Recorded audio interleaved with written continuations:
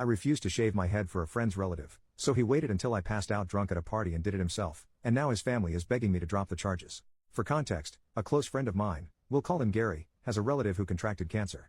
I, mid-20s male, was sympathetic and even contributed $100 to a donation pool for their treatment. But Gary came to me one day and took his hat off to reveal a freshly shaven head. He told me that everyone in his family were doing it in support of his relative, and so were a lot of our mutual friends. Then he asked that I get on the bandwagon. I told him I didn't want to shave my head because I like my hair. My hair is black, regularly combed and well styled. He said I could just get a wig or something and had actually brought his shaver kit. He was unboxing it when I told him this was not happening. I don't even really know his relative that he's doing this for. So I'm not doing it, end of discussion. He called me a jerk and left pretty angrily. We didn't speak for a week. Then last Saturday I got invited to a party at another close friend's house. There I found out that Gary had tried the same thing on several other friends, and only a couple of them actually did shave their heads. Gary wasn't at the party, so I had a blast hanging out, playing video games and listening to rock music, but I had way too much to drink and couldn't drive home, so they said I could just sleep upstairs. I passed out on a bed and it was a blissful sleep till I was shaken awake by another friend who told me Gary had showed up late and they caught him shaving my head while I was passed out. I saw what I looked like in a mirror and wanted to scream like I was in a horror movie. Gary even shaved off one of my eyebrows. Gary was still there and acting proud of himself, saying now you're gonna have to shave off the rest, just like me. LOL. I was furious and called the cops. When they got there, Gary fully admitted to what he had done to me and even said he was justified. The police didn't seem to think so, as this is classified as a form of assault. They asked me if I wanted to press charges and the first words out of my mouth were hell yes. Gary cussed me out while they took him away in cuffs. I tried getting my hair restyled into something presentable, but there was no saving it, and now I'm bald too. Now a bunch of Gary's family are telling me to drop the charges because Gary was off his meds and didn't mean to do it. I was like, what the heck? Because I never knew he was on meds. But I still refuse to drop the charges. It'll take months to grow my hair back the way it was. But all of the calls and messages from Gary's relatives are starting to get to me. Just about everyone else in our friend group has cut Gary out though and say that I'm doing the right thing by not dropping the charges. So now I'm divided. Am I actually wrong for pressing charges on a former friend for shaving my head in my sleep? I'm pissed. Edit. I want to make something clear here. So many people have said things like, dude, it's just hair. But would they all be saying that if I wasn't a man? What if I was some girl that had hair that took years to grow? Would they be saying the same thing? Sure, hair grows back, but it takes time. If it was something that grew back fast, people would be less inclined to care. But it's not fast. It takes months. And for some who had long hair, years. That's a lot of time wasted growing. And I don't plan on pushing for Gary to go to prison, but I don't plan to drop the charges either. His family already bailed him out. And while I didn't know he was on meds, I knew he had quite the temper, and even an entitled attitude at times. One example being a lunch where he wanted us all to combine the check and split it evenly. He got the most expensive thing on the menu. I got a cheeseburger. When we all said no, Gary went off on us for not being good friends. He's always been a jerk when he doesn't get his way, and I've only known him for like 3 years.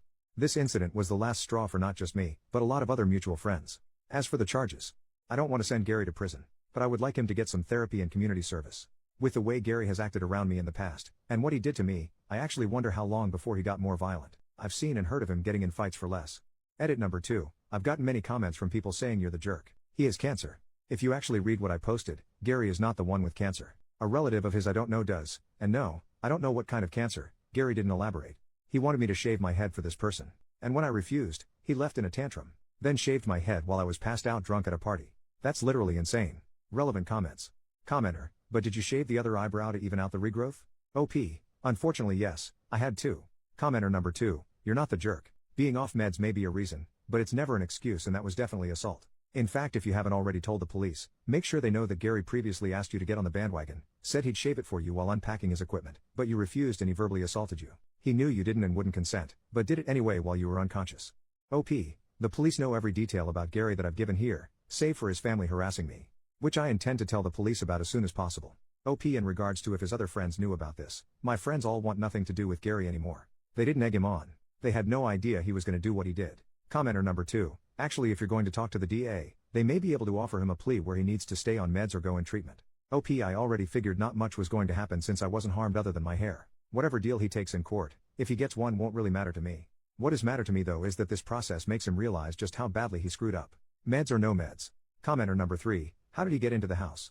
You're 100% not the jerk and should press charges. But who let him into that house? It was someone else's place, and I am assuming he either came in super late or early in the morning. The reason I am asking is that in addition to Gary, someone let him into the house, and I would be interested to know the reasoning. OP, Gary got in because they let him in. They figured his tangent about hair was over. He tried to convince a bunch of them to shave their heads like he did to me. And none of the people there let him do it. My guess is he singled me out because I was passed out. If not me, it could have been anyone else there if they'd passed out drunk instead. Update, 1 year later, a friend of mine just showed me a video yesterday in which my old post had been read. Honestly, I'd nearly forgotten about it since I was only there to ask if I was the jerk or not. But I thought I'd give a little update in this subreddit since entitled spells out Gary pretty well. Other than the shaving incident, he tried to get us to partially pay for his food multiple times by combining the check and dividing it equally when he always got the most expensive thing on the menu, and once even pulled the I forgot my wallet bit. He was described as a neckbeard by multiple people, including women he flirted with. He tried to get a married neighbor woman that was older than him to have an affair with him, and then later egged her apartment door when she refused. That one I only learned about a couple months after my original post. And no, Gary never saw consequences for doing that.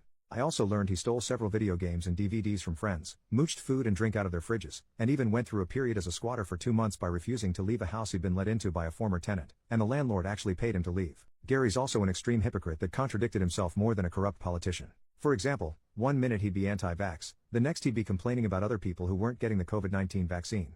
Pretty sure he never got it too. I can't believe I ever had any sympathy for this man. To recap a bit, I mentioned that Gary's family harassed me and tried to make me drop the charges.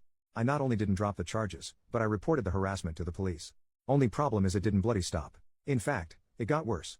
Mainly from Gary's mother, whom I can see where Gary got his charming personality from. She showed up to my apartment a couple of weeks after the shaving incident to scream at me that I knew nothing about what they were going through. And a little hair wasn't a big deal. I told her my hair was a big deal to me. And what Gary did was inexcusable. Well, that earned me a slap on the face, followed by a swift kick to the nuts, followed by a few more kicks to my body after I went down. It was all recorded by a camera that I had watching the front door. Landlord wouldn't let me put in a Ring doorbell cam. One of my neighbors saw her, and screamed at her that they'd be calling police. Gary's mom ran, and I ended up going to the hospital with minor injuries. Mostly just bruises, a black eye, and a sore groin. Also, the injury report was nice to have. Gary's mother got arrested, and I filed a lawsuit against her for attacking me. I saw her in court twice for both her assault on me, and the lawsuit I filed for her assault. This woman had taken several self-defense classes over the years, so she knew how to fight. That had the judge consider her a trained individual, and she was sentenced to 6 months in jail, given 2 years probation, and ordered to pay my medical bills. She actually cried to the judge about the money, but he wasn't having it. It took some time to see her in court again for my lawsuit against her as she was out of jail by then. I was awarded $10,000 for the harassment, emotional damages, and lost work hours, and she had to pay all court and lawyer fees. Which she cried about again because she didn't want to pay anything to the man who'd ruined her and her son's lives. But she had the money for both court cases, because she had no problem paying. But around that time, I heard Gary's relative with cancer passed away. I don't know any details, just that they passed on. I admit that was sad, but I never knew this person. But Gary made their condition his hill to die on when he tried to make an example out of me. Gary got some probation and community service for what he did to my hair. And he cut contact with our entire friend group and eventually moved away. Where to? I don't know. I don't care either. As for my hair, well, it grew back just fine. Took nearly half a year to get it back how it was. My boss had me put out of sight for a while, and I was wearing a hat everywhere for at least a month. I did take that $10,000 I got in the lawsuit and combined it with my savings for a down payment on a house. So I've since moved into a much better abode. I also have a girlfriend now that's living with me. It was a bit soon for her to move in, but there were extenuating circumstances. We're making it work though, and I'm happy. More relevant comments. Commenter, here's the thing, as a man, you are reluctant to fight back against a woman, but she's no lady either. Don't ever just let someone slap and kick you because you refuse to fight back. Also, did the mother shave her head? OP. No. She didn't shave her head. Unless she had a wig on, which I doubt. I don't know how many people in Gary's family did shave their heads because his mother was one of his only relatives I saw in person since the shaving incident. Otherwise all the harassment was online and over the phone. And yes, I was reluctant to strike back, but that old woman was faster than she looked. And that shooting pain from being kicked in the nuts is something I never want to feel again.